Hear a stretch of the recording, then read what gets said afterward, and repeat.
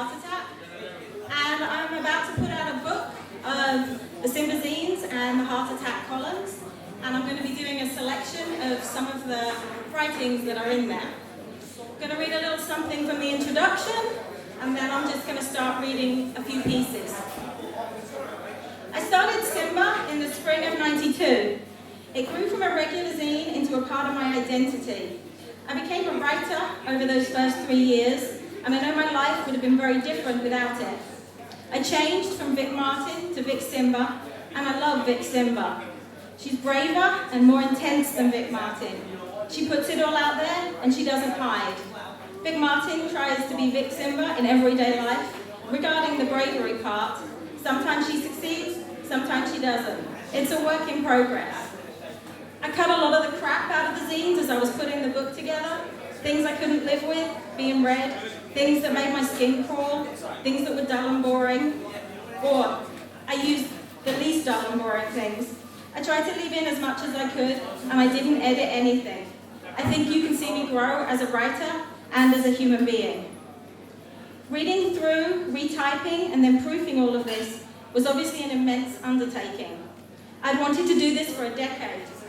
But rehashing all the crushes, fights, loves, deaths, breakup, partners, friends, being hurt and fixing myself again and again was incredibly hard to read through and digest.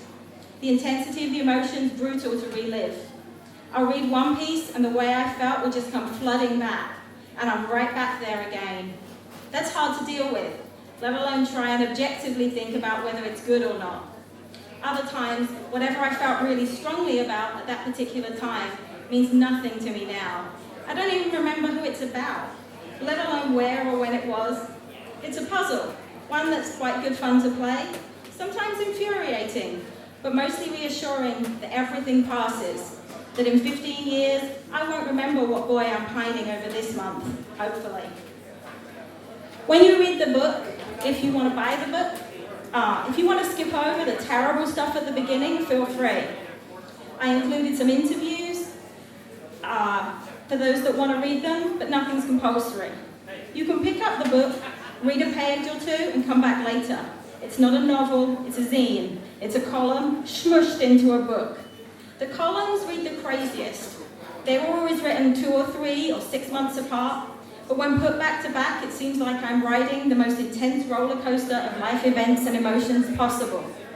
It's like watching a TV show. It's meant to air week by week, but you watch them all in a marathon because you have the DVDs, and it's so intense it makes your brain hurt. My life hasn't been that crazy. I don't fall in love every week, honestly. I've covered all the bases, given you the disclaimers and warnings that cover my ass, but I stand by most of what I wrote in the last 20 years. I still love the boys I loved them all those years ago, still friends with most of the same friends, still the same person. I am consistently Vique Simba, and I plan on staying that way. I wrote this piece 15 years ago, and I moved it from the middle to the beginning of the book because I feel like it encompasses what an emo zine is all about. How the personal is always the political. I think it must have been years ago that I first wrote something about the personal being the political. I'll explain it in the way I see now. Everything is political. The way we speak, the way we interact, the way we communicate, the way we treat others is the first manifestation of our political ideals. There is no point ranting and raving about the ills of this world and how to go about fixing them whilst having a huge mess on your own doorstep. Yeah, you can be politically active, well-read and smart, but if you can't treat others with respect and care, then you are accomplishing nothing. If you are the most politically correct individual in the world, then this should include an honest, open means of communication and interacting with those around you.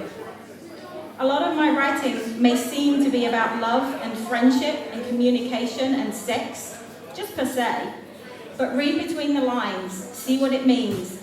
See how it always reaches further than you thought possible at first glance. Look at sexism, look at feminism. Look at me, a woman. Do you know many women like me? Look how you interpret what I write. Do you think it appropriate or that I fit well into my role? Or do I challenge that role on a daily basis? And isn't it good to challenge that role? Isn't it good to talk of taboo things? That to be this open about my emotions is on one level horrific, but on another level amazingly liberating and empowering. Yet, sometimes so open it makes you cringe, but it's there and it's strong and it's telling you something. It's telling you that the world can fuck its roles and its little boxes that it wants to put me in. It can fuck its idea that there are things you only write about in your diary. Nothing is too scary or too sad or too intense to be spoken. Nothing. They're made scarier and more intense by communicating them. And I aim to the extremes of both because I like to push past the boundaries of where I'm expected to stay within. Do you get it yet? Do you understand that it's necessary to make you cringe? To make you say, oh, I don't think I wanted to know that, in order for the fundamental point to be made, that I won't stay inside the role of good girl. I won't be subtle and ambiguous. I will be forthright and brutally honest and hit the nail on the head. Vagueness doesn't really help the cause. It won't bring the revolution. I want to challenge the relationships that we have always. I want to question the dynamics that we blindly accept and allow to shape and control us, rather than shaping and controlling our own lives. Be it polygamy, fucking your friends, attempting to learn the differences between lust and love, or love and being in love. Whatever I write about, it's always about challenging the norm, what we are taught, what we never question. It's about trying to find the real answers to all this crazy soul-searching and loving and everything. Don't tell me it's pointless. Don't tell me it's not worthwhile or meaningful. For when it all comes down to it, no matter how selfless we claim to be, we all want to be happy. We may want to be fighting for some revolution, but we have to make ourselves happy in the meantime. We have to live and love and try to be as happy as we can. This means our friends and our lovers become the centers of this happiness. We focus more on friends than most people. We have our friends instead of family sometimes, and we have intense, crazy relationships that some people will never understand. And we need to make our own rules of how these things work. We need to make our own rules of how sex works, how kissing works, how communication works. We need happy revolutionaries. Therefore, exploring the dynamics of all these important aspects of our lives is so very, very important.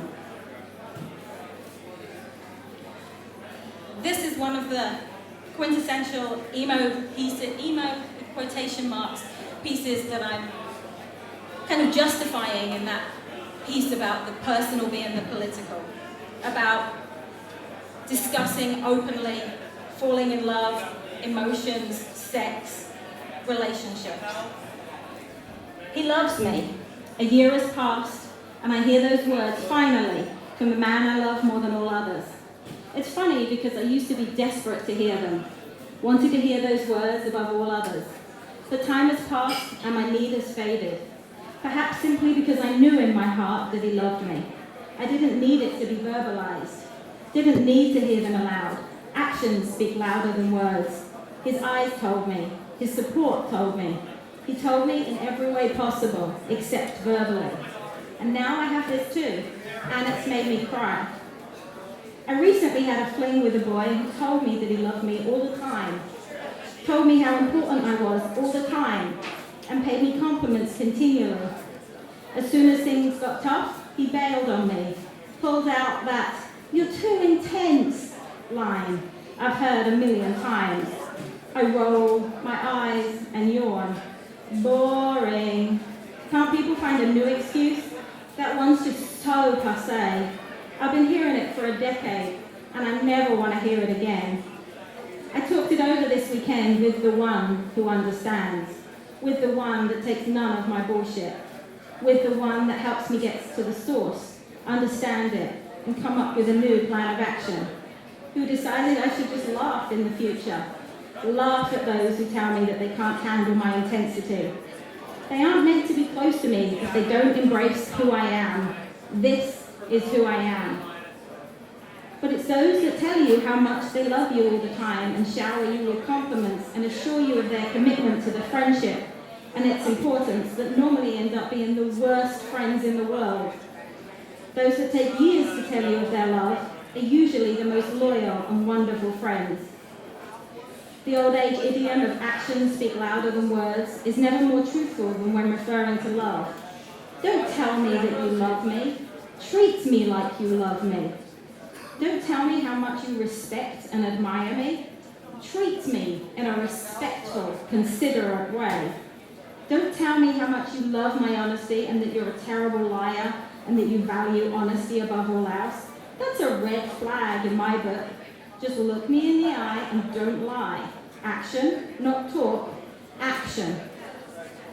The man I'm most honest with, I couldn't be anything else around. I respect him too much. He looks at me and I want to be more honest with him than with anyone ever before. I know that nothing I can tell him will make him love me less. Something that might not make me look too favourable or positive will still not be judged. It's such a welcome change. So he makes me search for answers that I keep buried. Answers that eventually make more sense than the ones I usually churn out to appease myself or others. The off-pat responses that others think are truthful, he sees through. He looks at me quizzically, and I realise I've done it again. And I have to reach deeper and search harder and come up with the real reason, come up with the real answer. It will probably not show me in a good light to myself or him, but it's necessary to find this truth in order to learn and grow. Without him, I think I'd find it eventually, but it might have taken a decade rather than a year, or a year rather than a month. His eyes locked on mine, and his hand holding mine. These are the most powerful aids I've ever had. They're tremendous tools that help me find my path, my answers, my questions, my past, my future, my now, my sorrow, my happiness. He loves me. It reverberates through my head and my heart every few moments, and my eyes well up with tears, and I involuntarily smile. He loves me. I knew this. I knew this. It's not the confirmation that is profound, more the level of trust that now exists, more the plane of the friendship that is altered. So many times I've been overwhelmed with my love for him and felt unable to verbalize it. I've only said it in sentences or letters. I've never spoken it directly to him before either. It changes nothing and everything simultaneously. It just spilled out last night without me even thinking. That speaks volumes in itself, that I'm not scared to tell him anything, that my relationship with him is so secure that I can tell him the thing that is hardest to say without fear or hesitation, that it just pours out of my mouth with happiness and delight and no thought for the response, simply that I must communicate how strong my love is at that moment, and that his response was of a matching depth of emotion illustrates so clearly that we are finally on the same page, that we are at last finding the balance of our friendship, that equality and power have adjusted to the correct levels, and we now feel so secure that emotions of the strongest intensity can be expressed spontaneously and with no negative repercussions. We're on the same page. We have balance. We're the best we've ever been, and it makes my tears so hard to fight back. He's the best thing that's ever happened to me, the person I've been searching for and needed for so long. He's the friend I've always wanted.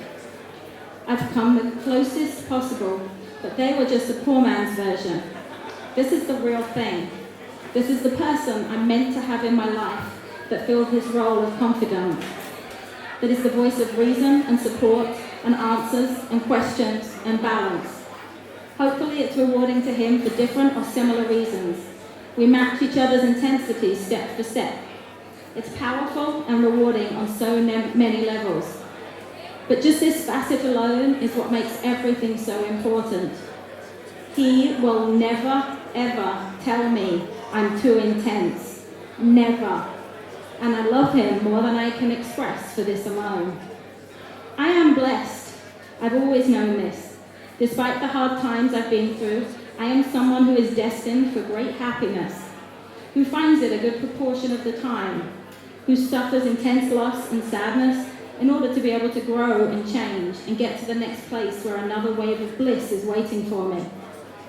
Sometimes people come into my life whom are just another loss, just another lesson, an experience to take me further down the road of understanding myself and becoming the person I will be. Planning, thinking, feeling, writing, and growing. Life is full of inspiration and motivation right now. I'm feeling like I've just caught a new wave. I'm standing up straight, looking at the limitless options and paths ahead of me with excitement and anticipation and a heart full of love. Let's see where it takes me. How much time do I have left? Anyone know? How much time? Okay. This one's kind of a rant about an arsehole of an ex-boyfriend, but it could be applied to multiple ex-boyfriends. They want it all. They want a girlfriend who is strong. That's one of the qualities that attracts them to me in the first place, so they say. They want strength of character. They want a strong personality. They want someone who isn't boring. They want someone who will kick ass. They want someone who is independent. They want the perfect woman in the way that I am independent, strong, and dynamic. That's what they like to think they want. That's what they pretend they want. They want that when convenient. But lots of the time it isn't convenient. When I disagree with what they say, then it's not quite so cool that I have strong opinions. When I tell them what I need, then it's not quite so appealing. When I actually kick their ass about a quality they don't want to change, that's not too endearing. It's nice in the abstract, but when it stops them getting their own way at my expense, then my strength isn't quite so nice. It's all well and good and wonderful that I'm strong when dealing with others. They think it rocks that I communicate opposing opinions towards others, that I don't take shit. But when I won't take their shit, oh, that's a different story. Then I'm the bitch. I'm the cunt. So I see how it is. They want this all-powerful woman who kicks ass in all other spheres, one who is charismatic and intelligent and articulate. But when that intelligence is turned towards challenging them, it's not such a desired quality. When logic and smartness is applied to arguing a point about their behavior or our relationship, well then it's not such a great thing after all. So I should learn from this, shouldn't I? I should carry on as I am, except with the person I'm dating. I should not take shit from people. I should express exactly how I feel at all times. I should be the strong, wonderful woman that I am, apart from with the boyfriend. With him, anything should be allowed. I should allow him all the freedom he wants. I should just take whatever he gives and be happy with that. I shouldn't have ideas of how the relationship should be. I shouldn't have needs that should be met. I shouldn't have desires that need to be satiated. I mean, otherwise I'm the controlling, manipulative bitch, right? Otherwise I'm just trying to chain them up and control them. I'm possessive and downright evil, with a grip so tight it's insane. Or that's what they have me believe. That's what they claim. I think it's fucking crap. To like strengthen a person, except when directed towards you, that's hypocritical. I can't be strong when it's convenient. I am who I am, and I won't apologize for it. I don't think I control people. I communicate what I want and what I need, and the people who are involved with me have to do the same. I will not be blamed for a lack of spine in others. I will not be blamed for others' inadequacies to stand up for what they want and what they need. I'm fed up with being adored for my strength early and later hated, and loathe men who claim to love my personality but only when convenient. I don't pretend to be anything that I'm not. I do not pretend to be laid back and mellow. I am intense and demanding, but I am worth it. I'm worth the attention I demand. I confront people and I like talking about things that matter. I don't change when the relationship gets serious. I am who I am. And to like that at the beginning, to find it cool to start with, and later change their mind, that's just lame. In the beginning it's cool because I'm not like other people. That's what they say. But they're just fooling themselves. They'd like to think that they are the type of man who wants to be involved with a strong woman. But the truth is, they want a yes woman. They want someone who agrees with them and places no demands on their time or energy. who listens and doesn't talk, who speaks when spoken to. But oh, maybe that won't impress their friends, as that type of girl will be considered boring. So they go for the strong, charismatic type. But after a while, they don't like a woman who says no, or but, or I want, or I think. So they complain that she's controlling and manipulative. They whine about how she places demands on them and how they're the victim, that they're the one being treated badly. They're the poor baby. It's all bullshit. If they want a woman who says yes all the time, then don't date me. Don't take me, as I will not always say yes. I'll regularly say no. And there's nothing wrong with that. I'll express my demands, my desires, my wants, my needs, according to the way I see fit. I will not allow myself to be treated in a dishonest or disrespectful manner. I will not compromise the way that I think I should be treated. I have standards that I will not alter, and this should be valued. That I have high communication skills and the strength to use them should be seen as a good thing, not something that people should try and kick out of me by use of guilt or insults. In a world where most people are scared of their own shadow, my ability to know myself and what I need should be embraced. Men who date me because they think it's cool that I'm strong, but at the same time resent it, are totally fucked. Just because some people cannot express their anger, hurt, or rage in an adequate manner is no reason for me to bottle mine. I will express it as best I can, and if they're not capable of expressing how they feel, I will not be made to feel guilty for that. I will not pander to their insecurities. I will not become something that I am not. I will not accept second best. I will not become a submissive mouse, merely not to lose my man. I love myself far too much for that. 2 minutes? I look at his letters, so full of lies. He wrote, "Whatever happens, you'll be there. That's just how the world has to be. I'm sorry, darling. You're stuck with me through this eternity and the next. You'll get sick of this face, and I'm gonna have to start wearing masks. You'll get me a Matt Damon mask, and I'll insist on wearing the Hemingway one with a beard. Sorry about that. I just get so excited about the eternity concept. It used to scare the shit out of me, and talking about it is as good a thing as a luxury. I love you." Just 3 months before he dumped me.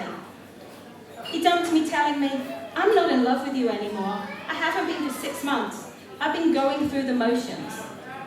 Just how do you go through those motions? How do you write lies and tell lies and continue to do so for months? No one held a gun to his head. Lies, lies, lies. I can't fall for that shit that I tried to console myself with. That he loved me once and nothing can take that away. Deception and betrayal, they can take that love away. I look for the ways that I might have been stupid, because I don't want to make the same mistakes again. But how do I not?